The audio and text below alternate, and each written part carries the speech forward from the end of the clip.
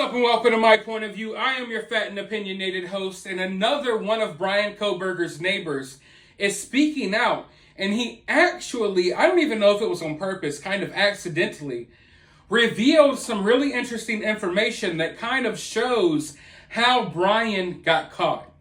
Now, as you all know, there's websites and different, places you can go like Ancestry.com and stuff like that.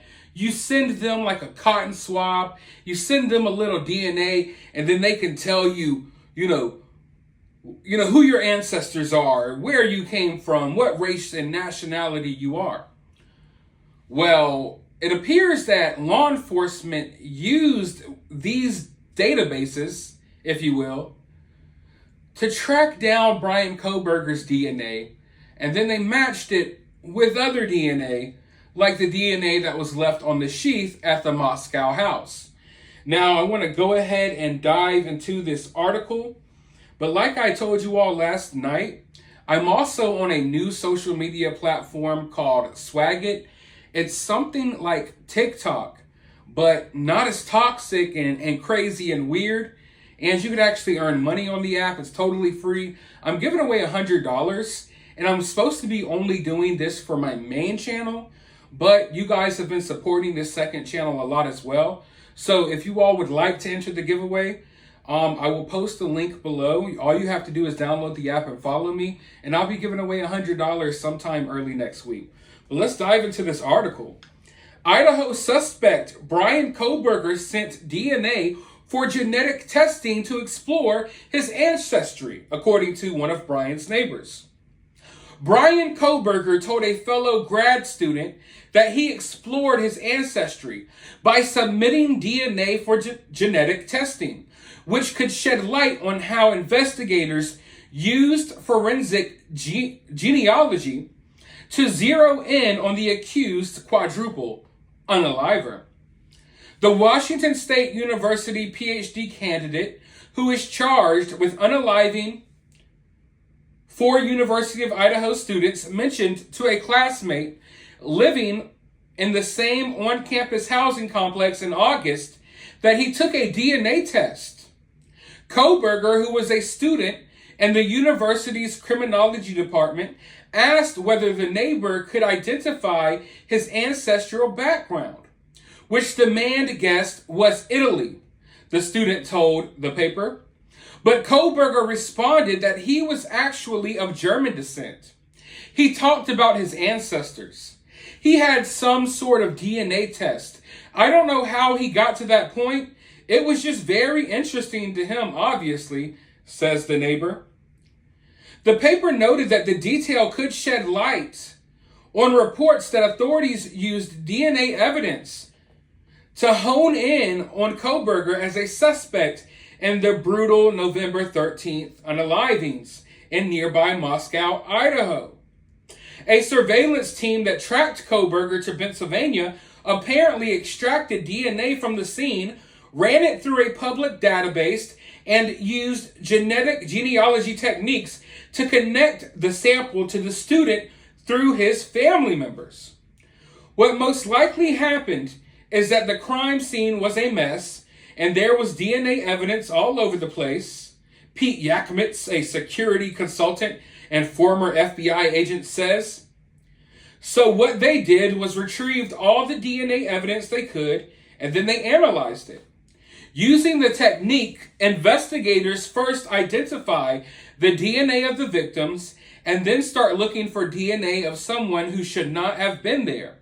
In probes like the Idaho massacre, the DNA samples are often put through the Combined DNA Index System, a CODIS, or CODIS,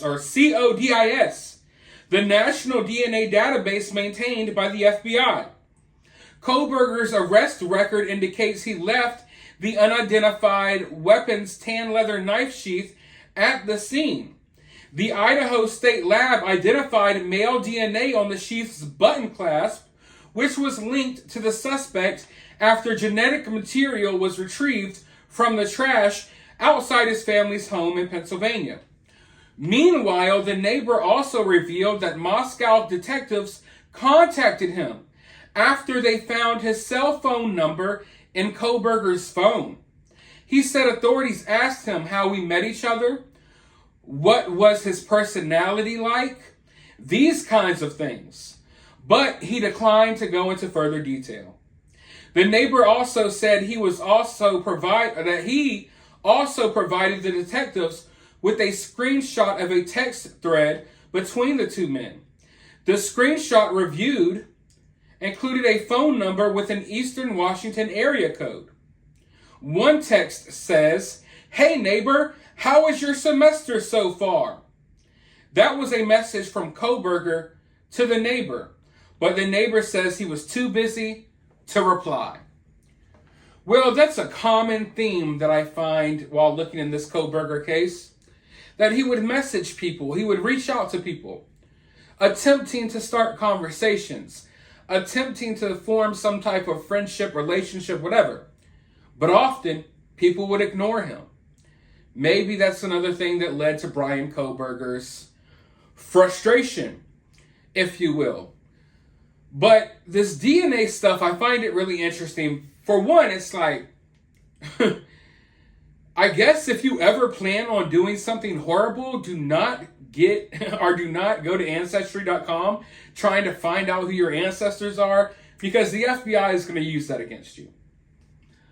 But knowing this now, it makes me wonder, how long was Bryan really planning on this? Because I would think, now to the average person, you might not know that the FBI can link you through your DNA that you have sent off to some website. You know what I mean? A lot of people don't realize that. But I would think that Bryan Kohberger, of all people, considering his education, that Bryan Kohberger would know that. So how long ago did Bryan send this DNA off? Because if Bryan sent that DNA off around the time that Bryan was having these conversations with his neighbor, then I do not think that Bryan was planning on doing this yet. So I would really like to know when Bryan sent off his DNA to Ancestry.com, or that's just the name that I'm throwing out there, whatever website he used. When did he do that? Is this something that happened years ago? Then it's nothing. If it happened years ago, then it's nothing. But if it happened recently, then I would believe that when he did that, at the very least, he probably was not planning on doing what he allegedly did yet. You know what I mean? Because if you're this educated, and you're doing all these studies, why would you send your DNA off shortly before going and committing this crime, knowing that law enforcement can connect you with that DNA that you just sent off? So that's what I'm interested in finding out about. But at the very least, regardless if we find out that information, I think it's interesting learning how these criminals get caught. And it's like in 2023, you're not getting away with anything. It's like if they don't want you to get away with anything, you're not getting away with anything. If they don't care, if they turn a blind eye, or they don't think you're important enough, then yeah. But in my honest opinion, there aren't that many people getting away with stuff like this in today's day and age. And when they are, it's simply because law enforcement is just not, I guess, paying enough attention to that case. Because there's just so many ways. You know? Imagine committing the perfect crime, if you will. And then you get caught because when you were 9 years old, your family decided they wanted to find out who your family tree was. You know what I mean? So it's weird, but that's how things happen, you know, in the digital age. And we're living in the future, if you will, whatever. Let me know your thoughts, though, down in the comments below. While you're down there, hit the thumbs up button, hit the subscribe button, ring the notification bell, download, swag it, and as always, remain opinionated.